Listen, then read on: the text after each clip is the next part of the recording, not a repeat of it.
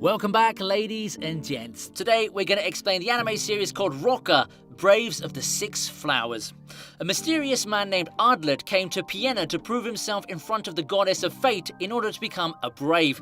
He interrupted the semi-final match between two warriors in the holy tournament that chooses braves, proclaiming to be the strongest man in the world. The royal guards tried to stop Ardlet, but he took them out. Afterwards, he fought two warriors and incapacitated them both before being captured by more guards and thrown into jail. While in jail, a maid sneaked inside to meet Ardlet. She was impressed by his fight and asked him about his fighting style, philosophy, and his goal, to become one of the six flowers of the brave. Ardlet replied that he believed he'd become a brave, one of the six chosen warriors to fight the demon god, and that he wishes to fight alongside Princess Nashatania if she were to be chosen as a brave. He's then moved to an isolated prison cell in a pit. For many days and nights, Ardlet remained in the dark pit with barely any food or water. Some weeks later, the Braves were chosen and Ardlet received the crest of the six flowers on his right hand. The maid arrived, revealed to be the princess much to Ardlet's surprise, and rescued him from his cell.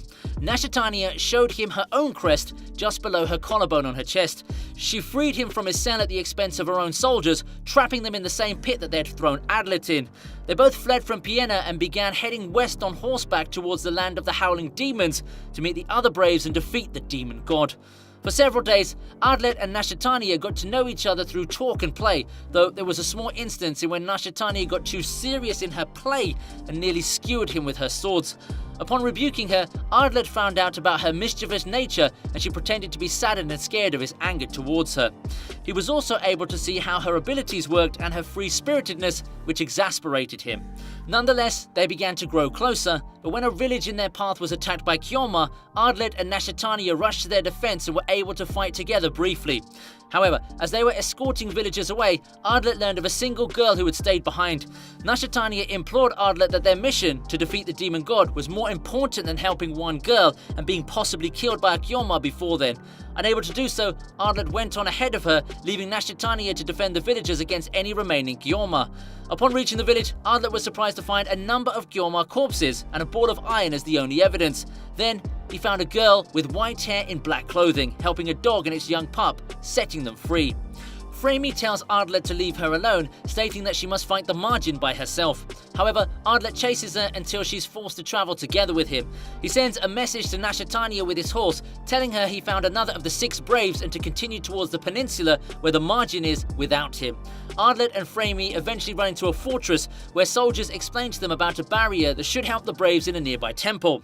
As Ardlet and Framey continue to travel, they're suddenly attacked by Nashatania and Goldov, with Nashatania warning Ardlet to stay away from Framey. As Framey and Nashatania fight from a distance, Goldov charges at the former. Ardlet tries to stop him, but Goldov pushes him aside. Trying to end the fight, Ardlet shouts to them all to stop and says that Framey is not their enemy, since she's also one of the Braves.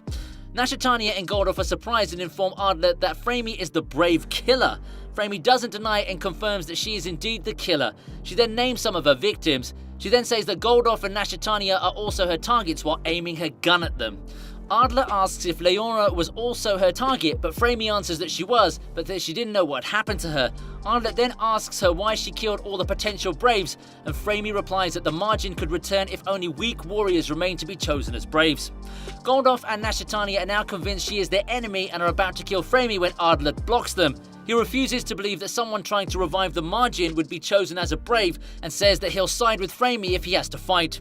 Nashatania finally decides to agree with Ardlet and tells Goldov that they'll stop fighting. She then informs Framey that she still doesn't believe her and that she only trusts Ardlet. As the group head for Mora, they notice several flying Kyoma heading for the temple. The Braves rush to the temple but are blocked by a different group of Kyoma. As they battle, Nashatania instructs Ardlet to go ahead to the temple. When Ardlet reaches the temple, he notices an injured priestess. He turns to help her, but she tells him to hurry inside. Ardlet tries to open the door, but it doesn't open, so he blasts it open with some explosives. Immediately afterwards, two armored soldiers exit from the inside and attack Ardlet, who's surprised. Ardlet tries to ask the priestess what had happened, but she's actually a shape-shifting Kyoma who escapes. After defeating the soldiers, who turn out to be just suits of armor, Ardlet feels a cold sense of dread before entering the temple and notices mist appearing from the ground. Fearing someone had already activated the barrier, Ardlet then enters the activation chamber only to discover that his fear had come true when he notices the sword already in the pedestal. He looks around the room but doesn't find anyone else inside. Nashitania, Framey and Goldoff arrive, and Nashitania asks Ardlet why he activated the barrier. Ardlet insists it wasn't him and that someone else activated it and then disappeared. While the group tries to figure out what's happened, Goldoff decides to turn off the barrier and removes the sword, but Framey says that the fog's still there. Ardlet tries to turn it off by cutting his hand, dripping his blood on the pedestal and reciting, "Barrier, release!" but nothing changes. Nashitania then panics, grabbing the sword and attacking the pedestal, shouting, "Barrier, release!" and that she was the owner of the barrier while breaking the slab. Framey stops her, telling her that there's no point in panicking when they hear footsteps. Guillermo arrives and asks what had happened when she recognizes the members of the group except for Ardlet. Ardlet asks her who she is, and Guillermo introduces herself and announces that she was also chosen as a brave. Guillermo then decides that they should start killing Framey, who also prepares for a fight, but Ardlet and Nashitania stop them. Mora arrives, wondering what the group is arguing over when she realizes what Guillermo was about to start a fight. Mora then orders Guillermo to stop and tells the group that there's an outsider amongst them when she reveals that she'd been traveling with a man she met the day before, Hans, who's also a brave. Ardlet orders everyone to show their crests, and they realize that there are 7 of them. Mora tells the group the story of the Saint of the Single Flower, who split her power into 6 for each of the braves so that it was impossible for there to be more or less than 6 braves.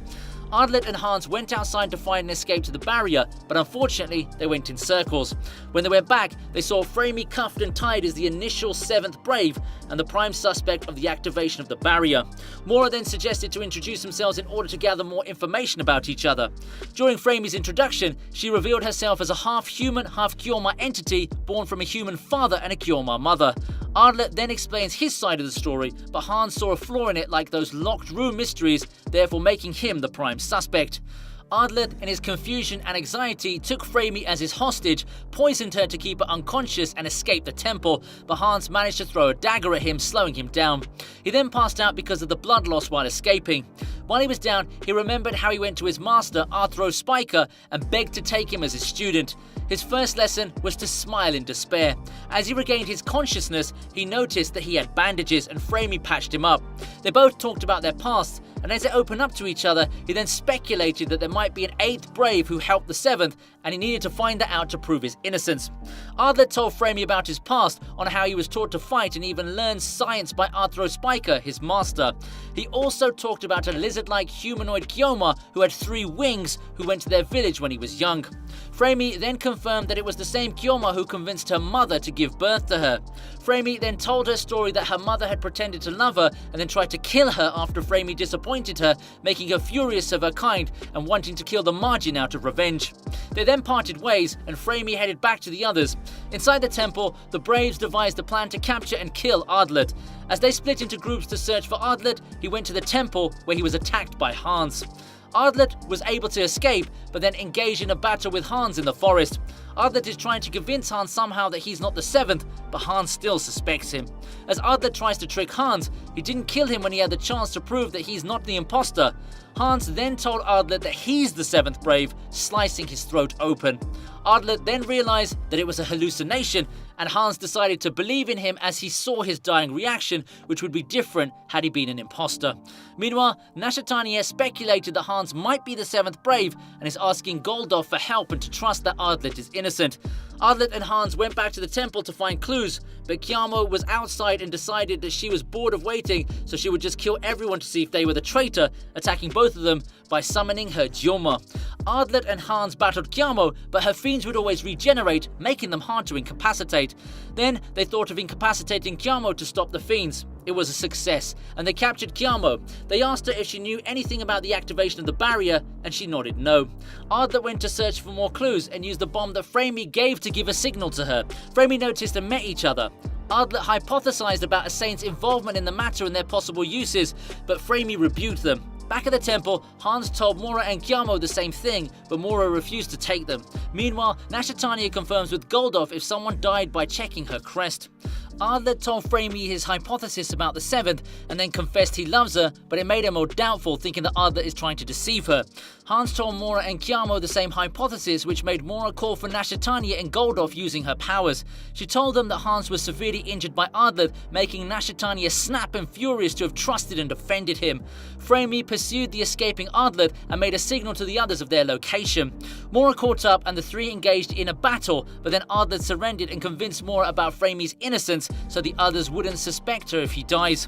Mora tried to kill Ardlet, but Framey decided to believe Ardlet and stopped Mora. Ardlet and Framey then escaped, but were cornered by Nashitania and Goldov, who were also out to kill Ardlet because of Mora's lie.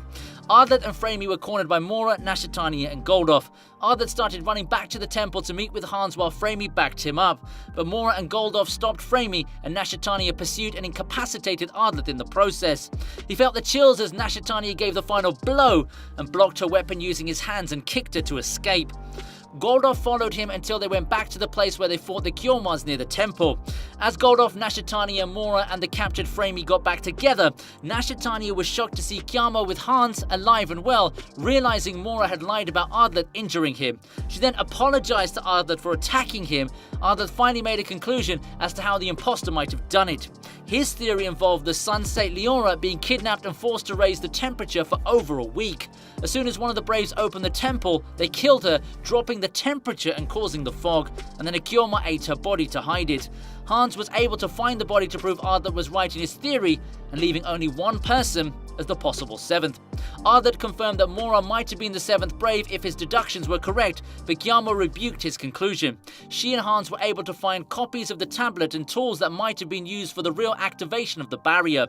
On the second tablet were instructions to reactivate the fog barrier, which was by removing the knife and shattered tablet, drip blood all over the stand, say the words and break the tablet. This made everyone think that the person who broke the tablet was the seventh Brave. Framey confirmed that it was Nashitania who did so, and everyone was surprised. By deduction, Ardlet also thought that the person who sent him to the temple was the one who planned everything from the very beginning, and it was her. As he confirmed it, she then surrendered and claimed that she really is the seventh Brave, and Goldov was shocked by the revelation. Nashitania told them she wanted to kill them all because she believed that humans and Kyormaz could live together in peace, but around 500,000 humans might die in the process. Ardlet then ordered everyone to kill her, but she escapes. He fainted due to the loss of blood. As he regains consciousness, Mora apologizes to him for thinking he was the seventh and trying to kill him. She also took care of his wounds. After resting, they all went outside to continue their travel to fight the Margin, but to their surprise, they meet Rolonia, Ardlet's childhood friend and the Saint of Blood, who apologized for being late because of the fog and claiming that she's one of the Braves, showing her crest. During the confusion, troops from Gwembire went to the temple to tell everyone that more than 1,000 Kyormaz were coming to the temple. They decided to stop trying to find out who was the seventh and started traveling to the Wailing Demon territory, asking the troops to reactivate the barrier after they left. So this is it for today's video. If you liked the video, give it a huge thumbs up and subscribe to the channel for more videos. Farewell till next time.